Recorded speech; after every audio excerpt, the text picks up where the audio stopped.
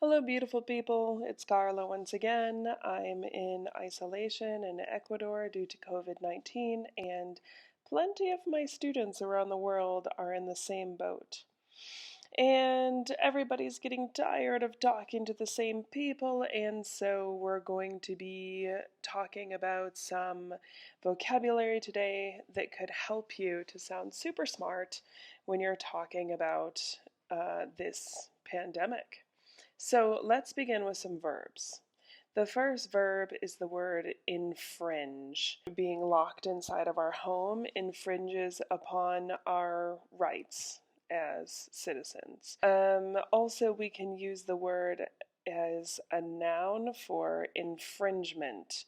So, for example, I believe that when they locked people inside of their homes in Wuhan, that this was an infringement of their rights. Next one is cremate. So, cremate, this is what they're doing with the bodies after people die. Their bodies are cremated. The process of cremating a body, which is to burn the body, okay, the process of this is called cremation. The next verb is patrol. Patrol. So here in this city, we have police patrolling up and down the streets. Uh, if we get coronavirus, if we get COVID-19, we can say that we've caught COVID, or we can also say we have contracted COVID. So you can contract malaria, you can contract the flu, and this is a more formal verb, but I think it sounds really nice to say that we've contracted something, even though it's not nice to actually contract anything.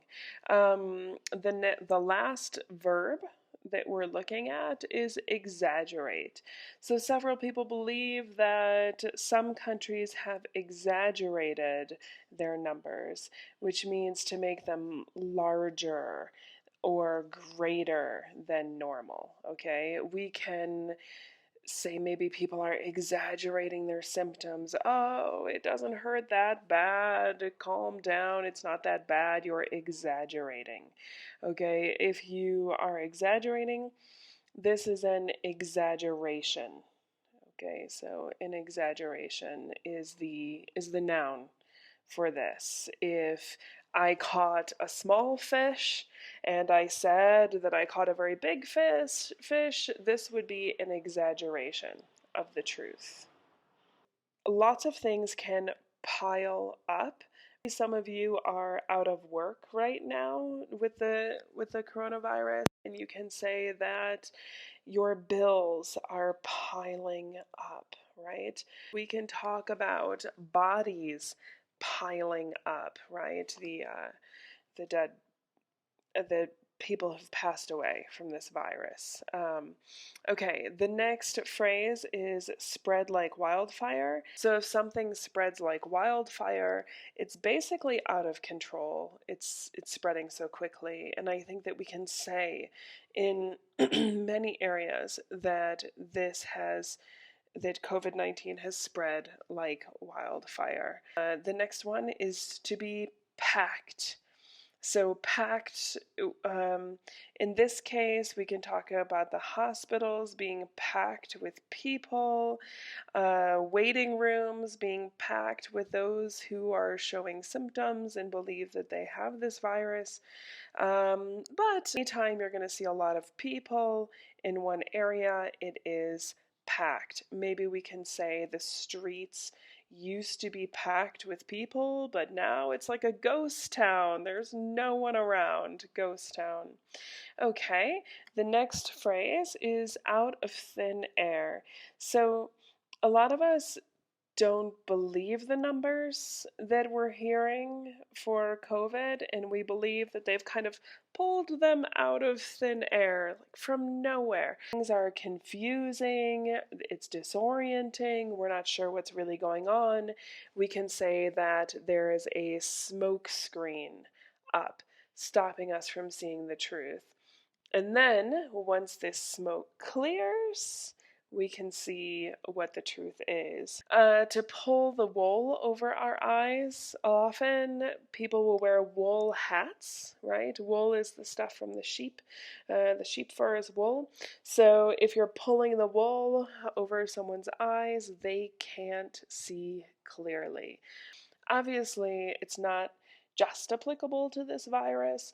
Anytime someone fools you, they're pulling the wool over your eyes, right? So, the last phrase that we have today is kind of sad, and that is dropping like flies. Just boom, boom, boom, boom. People are dying all over the place. Now, it doesn't necessarily have to have this grim perception, dropping like flies. We can use it in other ways. Let's say, for example, that we are watching a sporting event and our competitors are dropping like flies. In other words, they're dropping out of the competition. They're not meeting the standards. They're dropping like flies. Okay, the last set of vocabulary that we're going to go over are our nouns. Okay. The people who are taking care of everyone are healthcare workers or caretakers, right? These are our medical personnel, which is another way of referring to them. After a person dies, they are sent to the coroner. Okay, the coroner is the person who inspects the body, who gets it ready for cremation, or prepares them for burial in case of a normal death. If someone intervenes, which is the verb, then that means that they've become involved in some way, right? We have some military intervention in New York right now as the National Guard helps uh, aid the citizens there. Okay. Let's see, we have life support. These are all of the equipment and everything that helps us breathe when we can't do it by ourselves, right? When we take someone off life support, we pull the plug. I hope you know what I'm talking about. Okay, the next one is symptoms. These are the signs that our bodies show that we are ill, right? For coronavirus, it's when we have a dry cough, we have a fever, a heaviness in our chest, and we just feel really terrible. These would be the symptoms. Restrictions, these are limitations. And in this case, we have restrictions here in my town. We are not allowed to go out past 2 p.m.